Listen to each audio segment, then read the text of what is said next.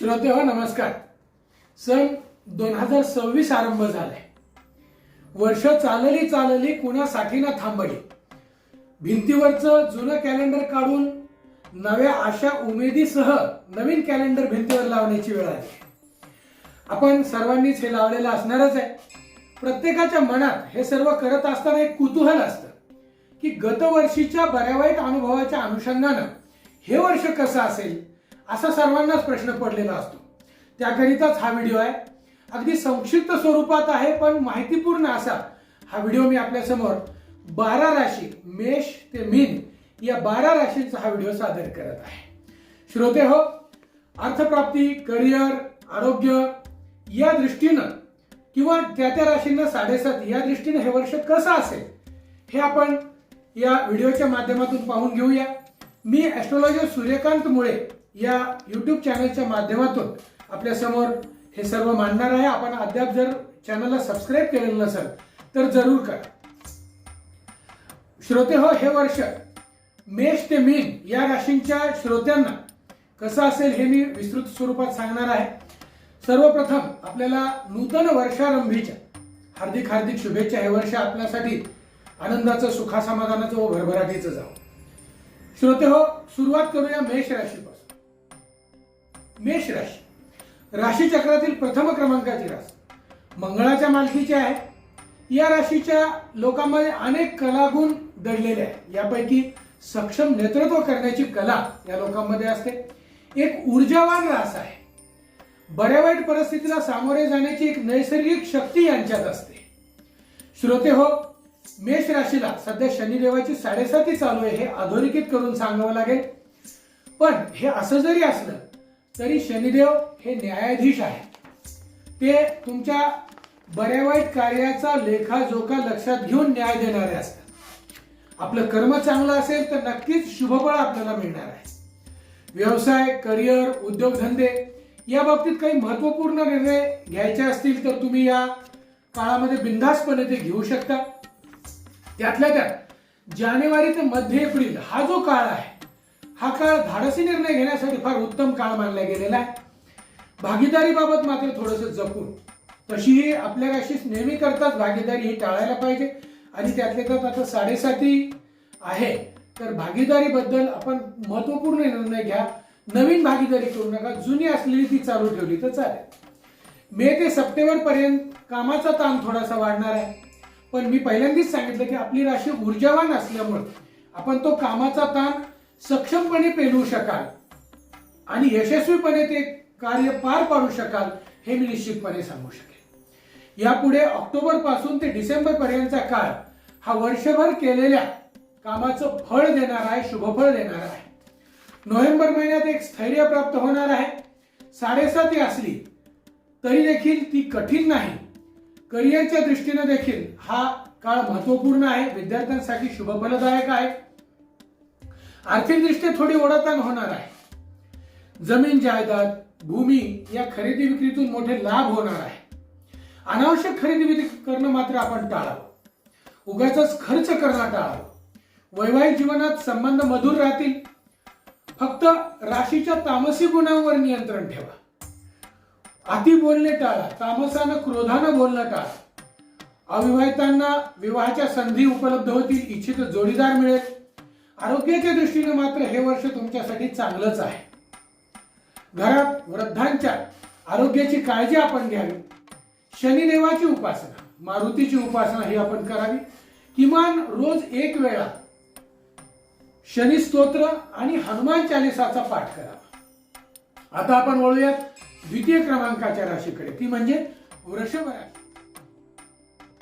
चक्रातील दुसऱ्या क्रमांकाची रास शुक्राच्या आधिपत्याखाली. या राशीचा स्वामी शुक्र आहे. व्यवहार कुशल, समय सूचकपणा, भौतिक आधुनिक सुखसोयींना महत्व देणारी ही राशी आहे. उंचीचे राहणीमान म्हणजे ब्रँडेड लाईफ या राशीला जास्त आवडतं. हे वर्ष आपल्या राशीला चांगलंच असेल. 2026 हे वर्ष शुभफलदायक असणार आहे. आर्थिक अडचणी संपतील. जुने येणे वसूल होतील. अडकून राहिलेली कामं, मोठा आर्थिक लाभ जर आपला अडकून राहिलेला असेल तर तो निश्चित मोकळा होईल. वर्षाच्या आरंभीच तशी काही चिन्ह आपल्याला दिसतील. रखडलेली मोठी प्रकल्प ही पूर्णत्वास जातील. जे प्रशासनामध्ये असतील त्यांना बढती व प्रमोशनचे योग येतील. मे ते जुलै महिन्यात स्थलांतर युक्त बदली अशी संभवते. स्थलांतर युक्त बदली जरी असली तरी ती अपेक्षित ठिकाणी होणार आहे. त्यातून नुकसानकारक नाही, मानसिक त्रासदायक नाही. स्थलांतर हे अपेक्षित ठिकाणी होईल. ऑगस्ट ते ऑक्टोबर या महिन्यात कलोपासकांसाठी हा चांगला काळ आहे. आर्थिक मोठी प्रगती होईल. कलेच्या दृष्टीनं ज्यांना करिअर करायचं आहे त्यांना नवीन संधी प्राप्त होतील. उत्पन्नात वाढ होईल. कामाचा उरक वाढेल. पैसा शेअर्स व स्थावर मालमत्तेतून मोठ्या प्रमाणावर मिळेल. पर्यटन, आरामदायक वस्तूवर होणारा खर्च मोठ्या प्रमाणावर असेल. विवाह इच्छुकांचे विवाह ठरतील. तसे योग प्रबळ आहेत. ज्यांना विवाह इच्छुक आहेत, जे विवाहासाठी प्रयत्न करतात त्यांचे विवाहयोग यावर्षी नक्की ठरणार आहे. आरोग्य चांगले राहील. मात्र खाण्यापिण्याच्या सवयीवर नियंत्रण ठेवा. जंक फूड, स्पायसी फूड, मसालेदार पदार्थ टाळावेत. पोटाचे आजार संभवतात. महालक्ष्मीची उपासना करा. दर शुक्रवारी पांढऱ्या वस्तूचे दान करावे. कापड, पांढरे वस्त्र, साखर, तूप, तांदूळ, साबुदाणा या ज्या पांढऱ्या वस्तू आहेत त्या आपण दान करायच्या आहेत. एकंदरीत सारांश रूपाने सांगायचे झालं तर हे वर्ष आपल्या वृषभ राशीच्या दृष्टीनं आनंदाचं वर्ष असणार. आता वळूया तिसऱ्या राशीकडे, मिथुन राशी. राशीचक्रातील तिसऱ्या क्रमांकाची रास आहे. या राशीचा स्वामी बुध आहे. स्वभाव बोलका असतो, प्रेमळ असतो, मन जिंकणारा असतो. युग्म राशी, जुळी राशी, बोधचिन्ह 2 जुळे मुलं असे आहे. मैथुने ते मिथुन हा असं सांगितलंय. जुळी मुलं असं चिन्ह आहे. या राशीचं बोधचिन्ह जरी असं असलं, या राशीमध्ये कमालीची बुद्धिमत्ता असते. योग्य वेळी योग्य निर्णय घेण्याची क्षमता या राशीमध्ये असते. बोलकेपणा, वाक्चातुर्य हे याचे विशेष गुणधर्म आहेत आणि याच गुणधर्माचा फायदा घेऊन हे नवीन वर्ष आलेलं आहे. नवीन संधी मिळवून देणारे असे हे 2026 हे वर्ष आपल्या मिथुन राशीसाठी उत्तम आहे. संधीचं सोनं करून घ्या. जिज्ञासू व चौकस वृत्तीचा उपयोग करून आपण आपली प्रगती साधून घ्या. नोकरी व्यवसायात मानाच्या संधी मिळतील. उच्चपद मिळेल. काही काळासाठी का होईना पण आपल्याला उच्चपद मिळेल. लांबचे प्रवास, पर्यटन सध्या टाळायचं आहे. दूरच्या प्रवासासाठी वाहन चालवणं, गाडी चालवणं हे टाळायचं आहे. आपली मनस्थिती स्थिर नसेल तर आपण वाहन चालवू नका. मी ही सूचना आपल्याला प्रकर्षाने देईन. वरिष्ठांशी विचित्र संवाद टाळा. बोलता बोलता स्लिप ऑफ टंग ज्याला म्हणतो ते प्रॉब्लेम्स येऊ शकतात. त्यामुळे वरिष्ठ नाराज होतील. नियमबाह्य कामे करणं टाळा. आपल्या पदाची गरिमा लक्षात घेऊन निर्णय घ्यायचे आहेत. विवाह इच्छुकांचे विवाह थोडेसे लांबणीवर पडणार आहेत. मात्र उशिराने का होईना पण मनाजोगा जोडीदार आपल्याला मिळेल. आरोग्य उत्तम राहील. गणेशोपासना करा, ती आपल्याला फायदेशीर ठरणार आहे. दर चतुर्थीला किमान 1 वेळा तरी अथर्वशीर्ष, तसे तर 21 वेळा करा, पण किमान 1 वेळा तरी अथर्वशीर्षाचं पठण करा. दर अमावस्येला विष्णू सहस्रनाम किंवा व्यंकटेश स्तोत्राचा पाठ करा. व्यंकटेश स्तोत्राचा पाठ हा आपल्यासाठी अत्यंत शुभ फलदायक असणार आहे. विष्णू सहस्रनाम पिंपळ वृक्षाजवळ जर वाचलं तर त्याचं 100 पटीनं शतगुणी पुण्यम सांगितलेलं आहे. अमावस्येला वस्त्रदान करा. शक्यतो अमावस्येला आपण केलेलं दान हे दशगुणी सांगितलेलं आहे. आता वळूया चौथ्या राशीकडे. राशीचक्रातील चौथी रास ही कर्क राशी. कर्क राशी अतिशय भावनाप्रधान, अर्थातच चंद्राच्या अधिपत्याखाली येणारी राशी. चंद्र हा कोमल सुमधुर आहे, संवेदनशील रास आहे. खूप खोलवर विचार करणं, मनाला लावून घेणं हे या राशीचं महत्वाचं वैशिष्ट्य आहे. कुटुंब वत्सलता हा गुणधर्म मोठ्या प्रमाणावर आढळतो. तसं तर स्वामी चंद्र असल्यामुळे अशा राशीच्या लोकांची स्मरणशक्ती उत्तम असते. या राशीत दांडगी स्मरणशक्ती असते पण वाईट गोष्टीच लक्षात राहतात, हा प्रॉब्लेम असतो. चंद्राच्या कलेप्रमाणे मूडही बदलत जातो. तसं 2026 हे वर्ष आपल्यासाठी उत्तम आहे. भावनिकपणा हा फार महत्वाचा याच्यात मानला जातो. भावनेच्या आहारी जाऊन बिलकुल निर्णय घेऊ नका. वर्षफळ विचारात घेतलं तर वर्षफळ हे उत्तमच आहे, पण कुठल्याही गोष्टीत भावना प्रधानता हा गुणधर्म आला, भावनेच्या आहारी जाऊन निर्णय घेतला तर तिथं आपलं नुकसान होऊ शकतं.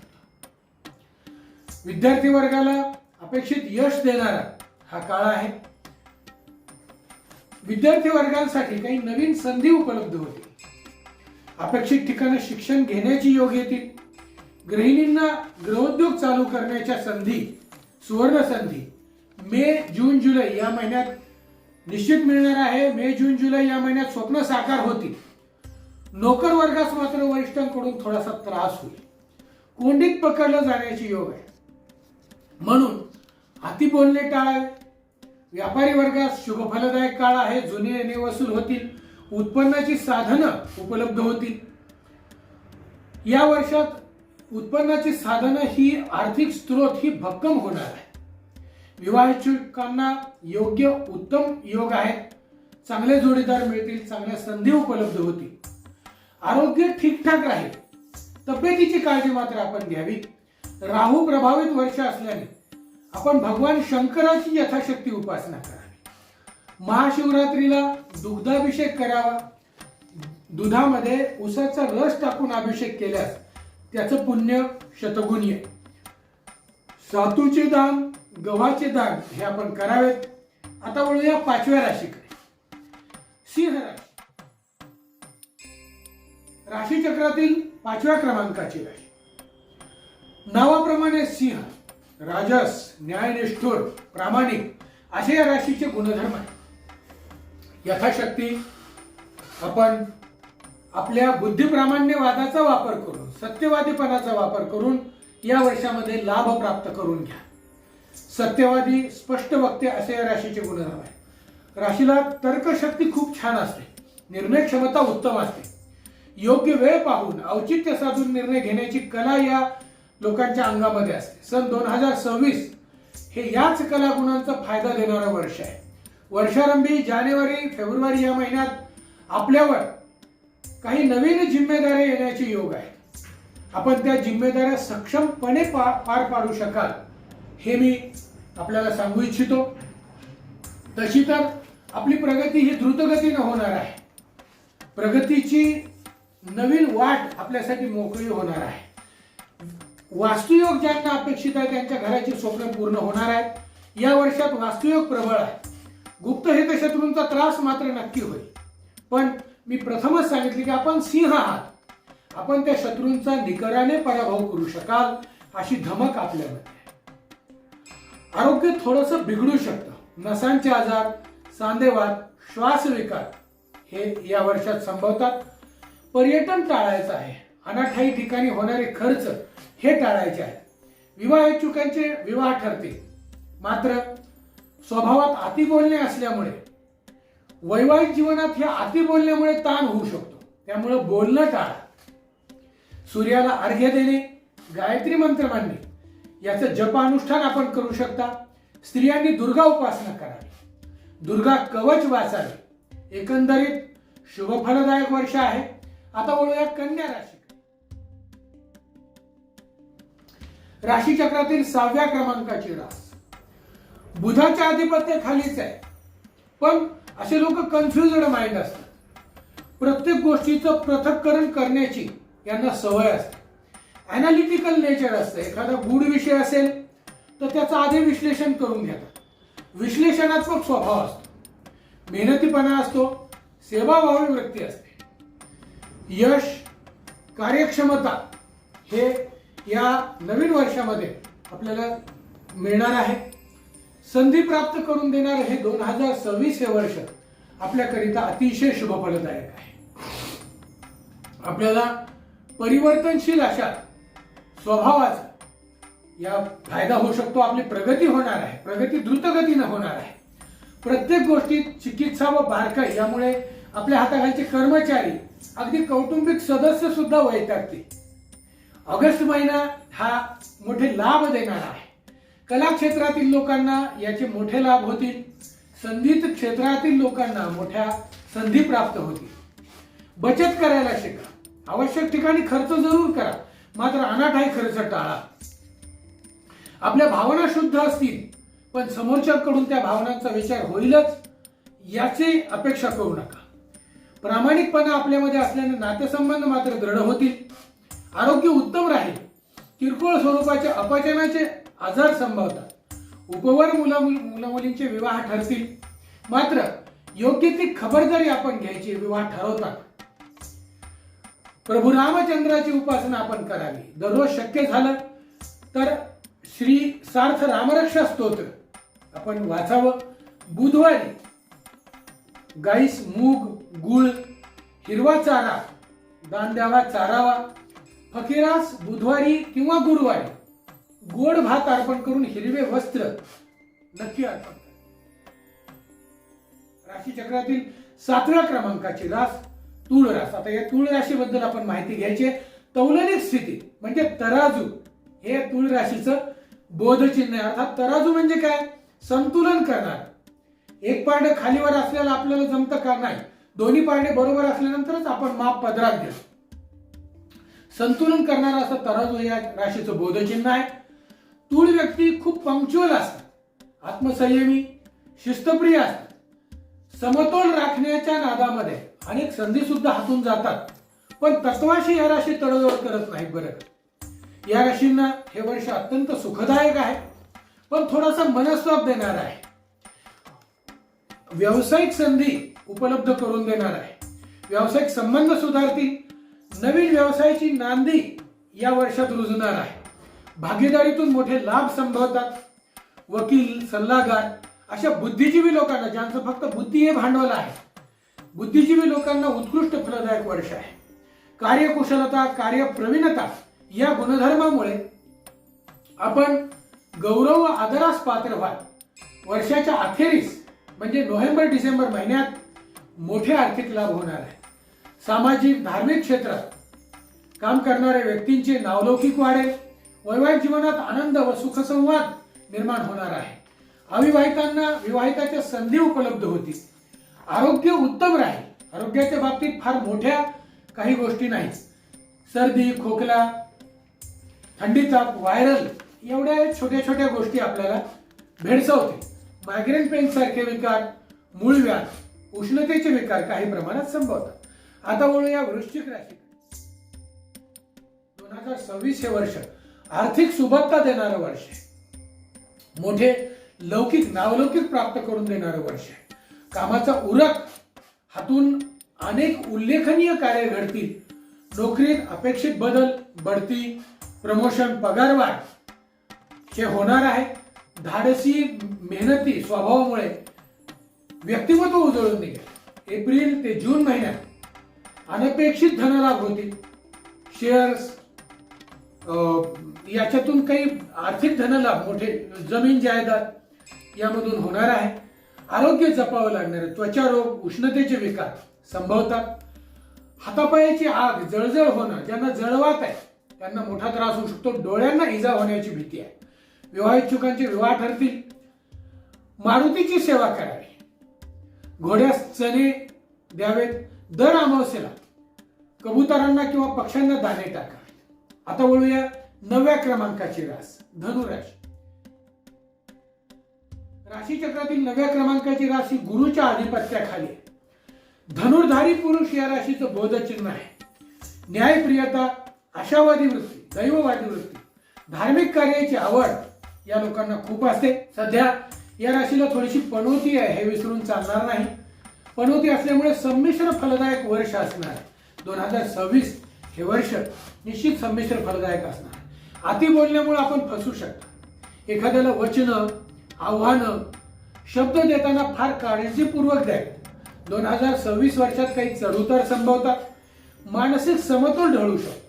अति तणावानं, जसं मानसिक एन्झायटी, असं एन्झायटी म्हणू आपण, पण असं जरी असलं तरी या सगळ्या गोष्टीला धीरानं तोंड द्या. वर्षाचा शेवट आपल्यासाठी चांगला आहे, लक्षात ठेवा. सप्टेंबर ते डिसेंबर या काळात जुने वाद हे शमतील, त्याचं परिमार्जन होईल आणि काही शुभ घटना घडणार आहेत. लांबचे प्रवास, पर्यटन, परदेश गमन योगही संभवतात. आर्थिक ओढाताण थोडीशी होईल, पण त्यातून ऐन वेळी मार्ग निघेल. प्रॉपर्टी क्षेत्रात शेअर्स, सट्टा, जुगार सदृश गोष्टीत गुंतवणूक करणं सध्या टाळा. यामध्ये मात्र आर्थिक हानी होऊ शकते. आरोग्य थोडंसं जपावं. काही जुनाट रोग, श्वास, दमा, रक्तदाब, हृदयरोग असणाऱ्यांनी तशी खूप काळजी घ्यायची आहे. त्यांना त्या गोष्टीचा त्रास थोडासा होऊ शकतो. कुटुंबात समज गैरसमज यामुळं वैचारिक कलह निर्माण होऊ शकतो. विष्णूची उपासना करायची आहे. रोज विष्णू सहस्रनाम किंवा व्यंकटेश स्तोत्र वाचा. भगवान दत्तात्रेयाची सेवा करायची. दत्तक्षेत्री जाऊन यथाशक्ती आपण जसं होईल तसं दानधर्म करायचा. नामस्मरण, जपजाप्य, पारायण, अनुष्ठान करावं. पिवळ्या वस्तूचं दान करावं. पिवळ्या वस्तू म्हणजे हरभरा डाळ, गुळ, केळी, पिवळं वस्त्र हे दान करायचं आहे. आता आपण बोलूयात मकर राशी. राशी चक्रातील 10व्या क्रमांकाची रास ही मकर राशी आहे. शनी महाराजाच्या मालकीची राशी आहे. या राशीचा स्वभाव मगरी सारखा सुस्त थंड असू शकतो, पण महत्वाकांक्षी व शिस्तबद्धपणा हा या राशीला फार महत्वाचा गुणधर्म मानलेला आहे. ह्या राशी जबाबदार असतात. जबाबदारी पेलवण्यात अत्यंत सक्षम असतात. कोणतेही काम अगदी आखीव पद्धतीनं म्हणजे पूर्वीपासून नियोजन करून हे करण्याची या राशीची कला असते. मकर राशीमध्ये आणखीन एक महत्वाचा गुणधर्म म्हणजे यांची शिस्तबद्ध सवय. भल्या पहाटेपासून उठून हे कामाला लागतात. असो 2026 हे वर्ष मकर राशीसाठी विशेष लाभप्रद वर्ष आहे. मोठे आर्थिक लाभ या वर्षात मकर राशीला होणार आहे. खास करून नवनवीन संधी मिळतील. पदोन्नती, मान सन्मानाचं पद हे नोकर वर्गातील व्यक्तींना मिळणार आहे. थोडा कामाचा ताण, बोजा वाढेल, पण तुमच्या बुद्धिप्रामाण्यवादामुळे तुम्ही ते उत्तम नियोजन करून धोरणात्मक निर्णय घेऊन तुम्ही यश प्राप्त करू शकाल याची मी ग्वाही देतो. सरकारी दरबारी आपला प्रभाव उत्तम राहील. वरिष्ठांवर सुद्धा आपला प्रभाव राहील. धनप्राप्तीचे मार्ग खुले होतील. 7.5 संपली आहे म्हणून आपल्याला स्थैर्य मिळणार आहे हे लक्षात ठेवा. स्थिरता प्राप्त होईल. विवाहितुकांचे विवाह ठरतील. फार पटकन लग्न जुळणार नाही, पण प्रयत्नवादी आहात म्हणून मे, ऑक्टोबर, नोव्हेंबर या महिन्यात आपल्याला यश येणार आहे. शंकराची उपासना करायची आहे. शनी महाराजांची उपासना करायची आहे. दान, जप व काही अनुष्ठान आपण करू शकता. राशी चक्रातील 11व्या क्रमांकाची रास कुंभ राशी. कुंभ राशीचा स्वामी शनी आहे. बोधचिन्ह खांद्यावर घडा घेतलेला, कुंभ घेतलेला. कुंभ म्हणजे घडा, माठ, पाणी भरून घेतलेला माठ, हे या राशीचं बोधचिन्ह आहे. सर्वात बुद्धिमान व परिपक्व अशी ही कुंभ राशी. राशी चक्रातील सगळ्यात मोठी परिपक्व राशी म्हणलं तर कुंभ राशी. उदार दृष्टिकोन, न्यायप्रियता, परोपकारी आणि समंजस वृत्ती या राशीमध्ये असते. या राशीचे विचार इतरांपेक्षा थोडे वेगळे असतात. आपण काहीतरी वेगळं दिसावं, आपलं व्यक्तिमत्व काहीतरी वेगळं असावं अशा राशींचा मानस असतो. कधी कधी यामुळं तुम्ही एकाकी पडता. 7.5 चालू आहे, अंतिम टप्पा आहे. तरी पण 2026 हे वर्ष थोडंसं आर्थिक, मानसिक आणि आरोग्यविषयक अर्थात शारीरिक त्रास आपल्याला यामध्ये होऊ शकतो. थोडंसं आरोग्य बिघडू शकतं. आपल्या भावनांचा देखील फारसा विचार होणार नाही. उद्योग व्यवसायामध्ये थोडी अस्थिरता निर्माण होईल. ज्यांचे मोठे उद्योगधंदे आहेत त्यांनी नवीन निर्णय घेणं टाळायचं आहे किंवा मोठी आर्थिक गुंतवणूक टाळायची. शेअर्स, दूध, सट्टा यामध्ये फार मोठी गुंतवणूक करू नका. व्यावसायिकांना ग्राहकांच्या नाराजीला थोडंसं सामोरं जावं लागणार आहे. नोकरदारांना वरिष्ठ अधिकाऱ्यांच्या रोषाला सामोरं जावं लागणार आहे. त्यामुळे हा रोष आपल्याला महागात पडू शकतो हे लक्षात ठेवा. त्यातल्या त्यात मे ते जुलै हे 3 महिने मोठे त्रासदायक असतील हे लक्षात ठेवा. खूप काही शिकायला मिळणार आहे. मात्र नोव्हेंबर, डिसेंबर हे अखेरीचे जे 2 महिने आहेत ते आपल्याला फायद्याचे जातील. आर्थिक गुंतवणूक करताना आपली फसवणूक होणार नाही याची काळजी घ्या. आपली फसवणूक ही होऊ शकते आणि की फसवणूक टाळण्यासाठी आपल्याला उघड्या डोळ्यांनी निर्णय घ्यायचे आहे. खूप काळजीपूर्वक निर्णय घ्या, एवढंच सांगणं आहे.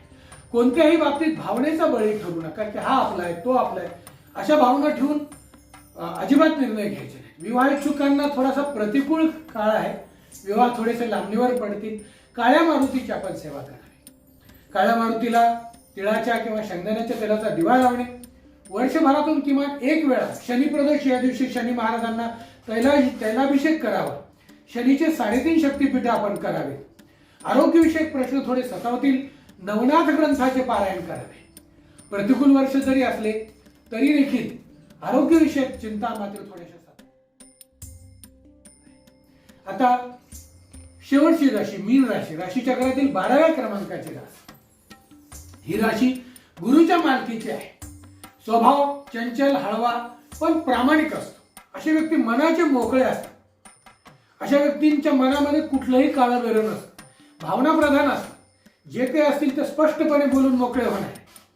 स्वभाव अत्यंत सालस राजस असतो. निर्णय घेणं सध्या थोडंसं त्रासदायक जाणार आहे. भिडस्त स्वभाव असतो. मी निर्णय कसा घेऊ, हा माझाच आहे, मी याला धोका कसा देऊ, ह्या गोष्टी मीन राशीमध्ये ओतप्रोत भरलेल्या असतात. 2026 हे वर्ष संमिश्र फलदायक, 7.5चा दुसरा टप्पा आहे. तरी पण अर्थातच वर्ष संमिश्र फलदायक जाणार आहे. नातेसंबंध थोडेसे दुरावतील. शत्रुत्व निर्माण होईल. उगीच लोक आपल्यावर खार खाऊन असतील. जवळची माणसं दूर जातील.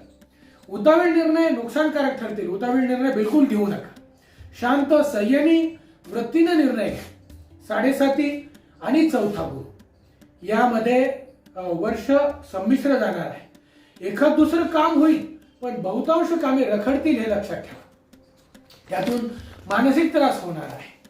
कामे जरी रखडली तरी ती उशिरानं होईना परंतु पूर्ण होतील हेही लक्षात ठेवा. आपल्याला दुहेरी उपासना, गुरु महाराजांची आणि शनी महाराजांची उपासना करायची आहे. यामध्ये आपलं करून सवरून देखील आपलं कामाचं कौतुक होणार नाही असं लक्षात ठेवायचं, गृहीत धरून ठेवायचं. वरिष्ठ नाराज असतील, व्यापारी असाल तर व्यापारात ग्राहक नाराज होतील, उधाऱ्या बुडवण्याचा प्रयत्न करतील, लक्षात ठेवायचं. कारखानदार मोठ्या व्यावसायिकांना आर्थिक हानी संभवते. जसं की कारखान्यामध्ये अग्नी अपघात होणं, एखाद्या कर्मचाऱ्याचं मोठं नुकसान होणं, ह्या गोष्टी थोड्याशा लक्षात ठेवा. नवीन आर्थिक गुंतवणूक टाळायची. अनावश्यक खर्च टाळा. उत्पन्नाचे मार्ग थोडेसे मंदावतील हे लक्षात ठेवा. मात्र ऑक्टोबर ते डिसेंबर हे अखेरीचे जे 3 महिने आहेत यामध्ये आपल्याला वर्षभर झालेल्या दुःखावर सुखाचे फुंकर घालणारे हे 3 महिने असतील. त्यात चांगले दिवस येतील. विवाह कार्य, विवाह इच्छुकांचे विवाह कार्य थोडेसे लांबणीवर पडेल.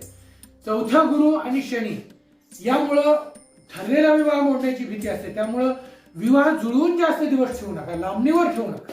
विवाह कार्य लांबणीवर बिलकुल टाकायचं. यामध्ये आरोग्य थोडंसं बिघडणार आहे. कामाचा ताण वाढणार आहे. मायग्रेन पेन्स, अति तणावामुळे होणारे मानसिक आजार हे थोडेसे वाढतील. जुनाट आजार त्रस्त करतील. आपण कालभैरवाची उपासना करायची आहे. गुरुचरित्राचं पारायण, गाणगापूर, कुरवपूर, औदुंबरवाडी किंवा कारंजा या दत्तक्षेत्री जाऊन दत्तप्रभूंची आपण यथोचित सेवा करायची आहे. त्या सेवेतून आपल्याला खूप मोठं पुण्य मिळणार आहे. हे होते 12 राशीचं भविष्य. श्रोते हो, या राशीचं भविष्य मी कथन केलं.